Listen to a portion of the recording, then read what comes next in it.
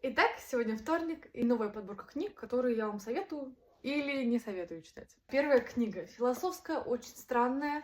Очень была не согласна с автором, когда он сказал, что женщины завидуют мужчинам, потому что у них есть член.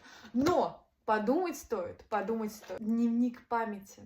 Знаете что? Вот это тот редкий случай, когда книга хуже фильма. Потому что есть так одноименный фильм, и фильм просто феноменальный. Я на нем рыдала, как не знаю кто. А книга очень посредственная, очень простая. Сколько я слышала, особенно от Николая Жаринова, ребята, это краш литературный абсолютно, что вот эта книга, это просто бестселлер. Я прочитала половину, и больше не осилила. Потому что глава на 20 страниц с описанием китов, а потом тебе говорят, ну мы не знаем, так ли они выглядели или нет, это меня добило. Потому что я люблю конструктивное чтение, когда есть о чем подумать, а не просто описание линий на животе кита. Вот.